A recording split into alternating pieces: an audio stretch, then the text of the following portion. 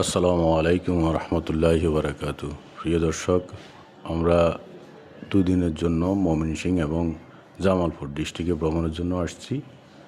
আজকে জামালপুরের ইতিহাস সম্বন্ধে আপনাদেরকে জানাবো। ভিডিওটা সরাসরি দেখবেন। জামালপুর জেলার ভৌগোলিক অবস্থানের দিক থেকে উত্তরে শেরপুর ও কুড়িগ্রাম জেলা, দক্ষিণে টাঙ্গাইল, পূর্বে ময়মনসিংহ, পশ্চিমে বগুড়া ও গাইবান্ধা জেলা অবস্থিত। জেলার নামকরণ ধারণা করা হয় প্রখ্যাত অলি হজরত শাহজামাল রহমতুল্লাহ আলাইহির নামে নামকরণ করা হয় জামালপুর। জামালপুর জেলার নামকরণ ইতিহাস উদ্ঘাটন করে যতটুকু জানা যায়, প্রায় 1000 বছর পূর্বে পুরাতন ব্রহ্মপুত্র নদের তীরবর্তী এলাকায় হিন্দু সম্প্রদায়ের বিদ্রোহী সন্ন্যাসীদের আড্ডাখানা ছিল। তাই তাদের আড্ডাখানা বসতির জন্য প্রথমে সন্ন্যাসীগণের নাম পরিচিতি লাভ করে, সন্ন্যাসীনগর লাভ করে। 1757 সালের পর 1838 সালের তৎকালীন ব্রিটিশ গভর্নমেন্ট এই অঞ্চলে রেল প্রতিষ্ঠা করে। সে সময় জামালপুর রেলওয়ে স্টেশনের নামকরণ করা হয় সিংহজানি রেলওয়ে জংশন। কালক্রমে তা এখন পরিবর্তন করে বর্তমানে জামালপুর টাউন জংশন নামেই পরিচিত লাভ করেছে।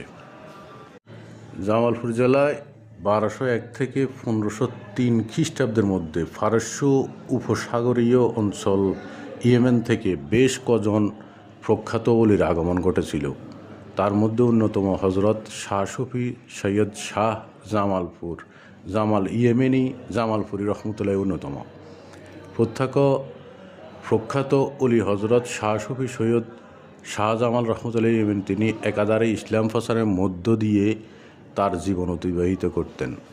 তার যবনিকা ঘটলে জামালপুর সদর থানার সন্নিকটে তাকে সমাহিত করা হয়, যা এখন হজরত শাহজামাল রহমতুল্লাহের রওজা শরীফ। পর্যায়ক্রমে ইসলাম ধর্ম অবলম্বীদের সংখ্যাগরিষ্ঠতা ও বলিষ্ঠতা বৃদ্ধি পেলে সন্ন্যাসীনগর, যেটা আগে ছিল, কিংবা সিংহজানি নাম পরিবর্তন করে প্রখ্যাত অলির নামে নামকরণ করা হয় এই জামালপুর। বর্তমানে জামালপুর জেলা নামে খ্যাতি অর্জন করেছে। জামালপুর জেলা 1845 সাল থেকে ময়মনসিংহ জেলার অধীনে একটি মহকুমা ছিল। 1869 সালে জামালপুর পৌরসভা প্রতিষ্ঠা লাভ করে। 1912 সালে লর্ড কার্জন বাধ্য হয়ে জামালপুরকে একটি পূর্ণাঙ্গ জেলা হিসেবে ঘোষণা করেন। অবশেষে মরহুম